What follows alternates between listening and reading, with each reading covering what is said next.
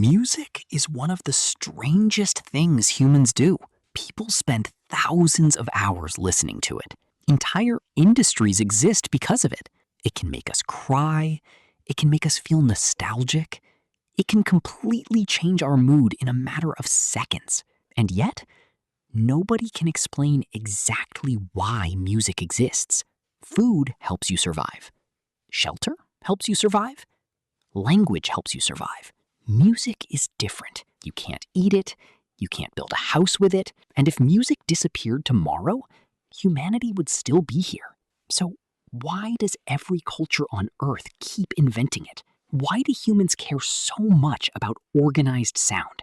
Here's what makes that question so strange. Music didn't spread from one civilization to everyone else. The ancient Greeks had it, ancient Egyptians had it, indigenous tribes in the Amazon had it.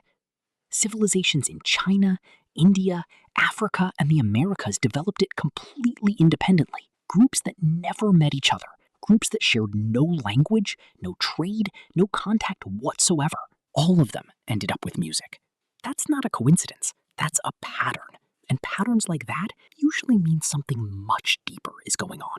The answer may be that nobody ever intended to create music at all. Music might be one of the most successful accidents in human history. To understand why, we need to travel back to a world before songs existed, before albums, before instruments, before anybody thought of themselves as a musician. Back when humans lived in small groups scattered across enormous landscapes. Life was difficult. Food wasn't guaranteed. Predators were everywhere. And survival depended on one thing above all else: other people. Humans survived because they cooperated better than almost any animal on Earth. But cooperation creates problems. How do you calm a frightened child? How do you communicate emotions before language becomes sophisticated? How do you build trust inside a group? How do you remember important information? How do you get dozens of people to work together? Nobody was trying to create music. They were trying to solve those problems. Music may have appeared as a side effect. Let's start with babies, because this part is surprisingly strange. Parents all over the world naturally change their voices when speaking to infants.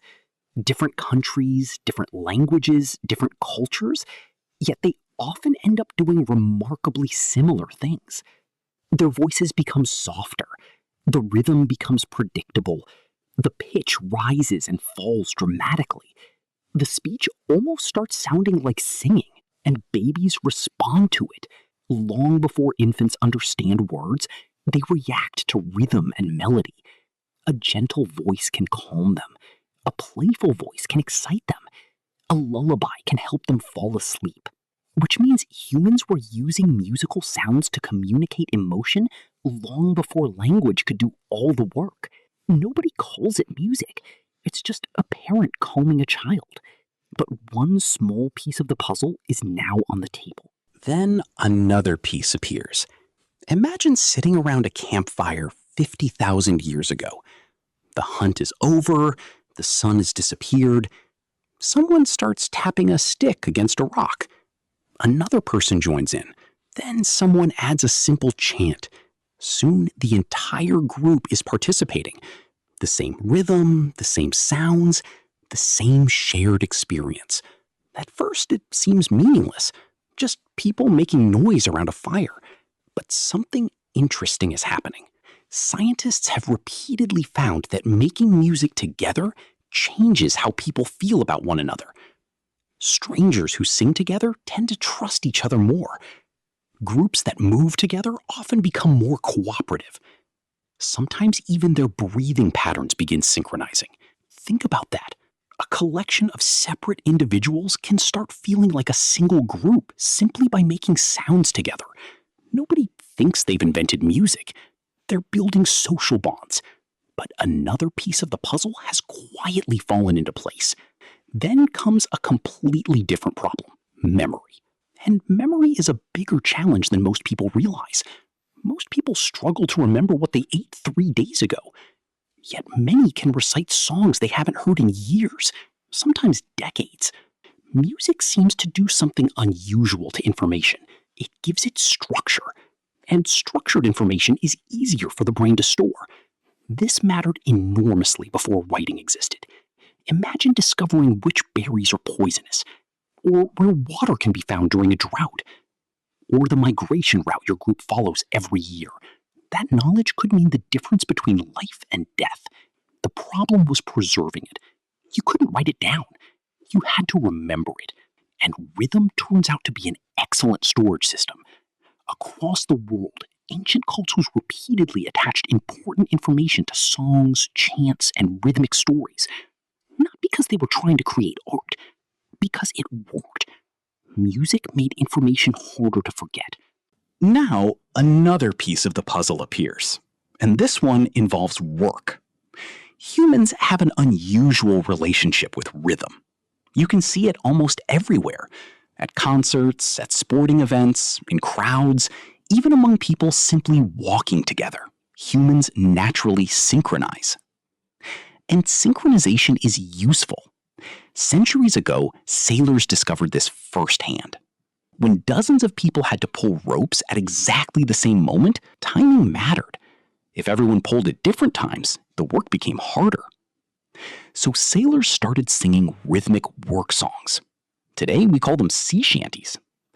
The songs weren't created for entertainment. They existed because coordinated rhythm made coordinated labor easier. Pull, pull, pull. The beat kept everyone moving together.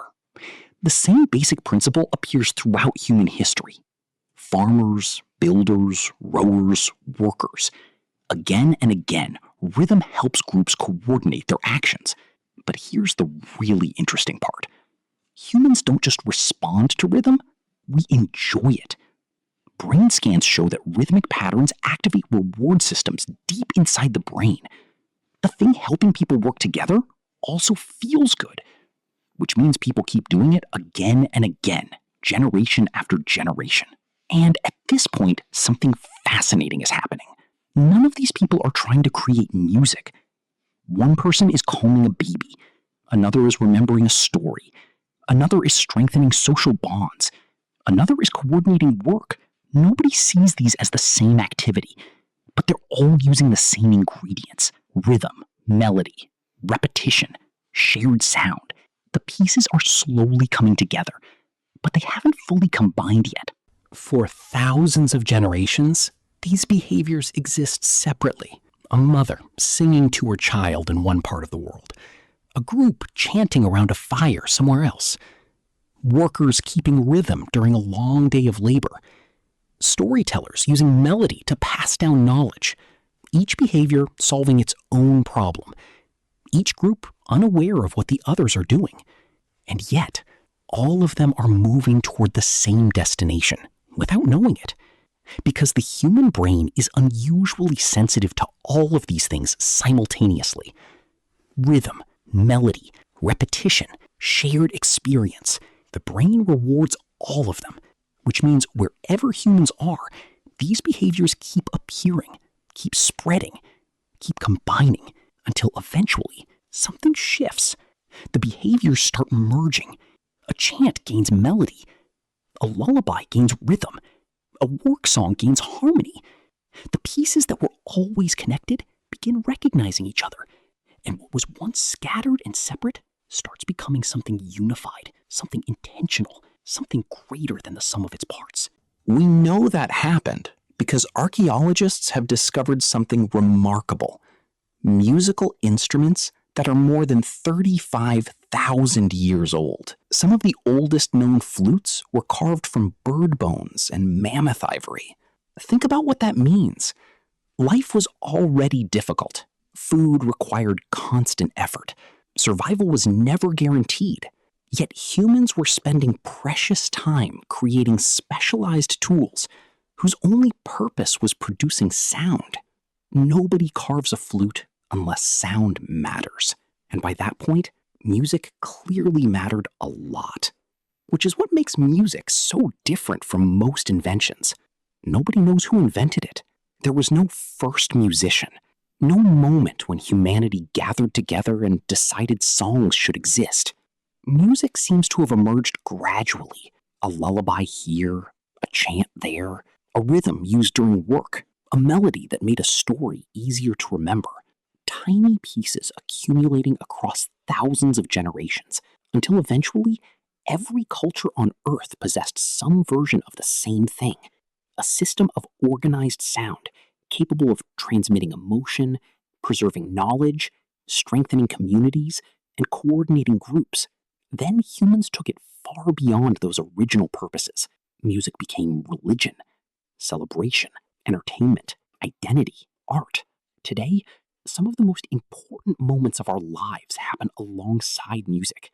A wedding dance, a funeral song, a national anthem, a melody that instantly brings back a memory you thought was gone forever. Few things affect human emotion as powerfully as music. And perhaps that's because music was never designed for a single purpose.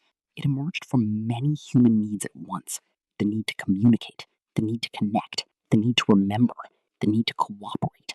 No master plan, no grand invention, just humans solving problems generation after generation. And somewhere along the way, those solutions combined into one of the most powerful experiences our species has ever created. So the next time a song gets stuck in your head, remember this. The reason music exists may have very little to do with entertainment. It may be the accidental result of thousands of generations of humans trying to survive together. And, without ever meaning to, they created music.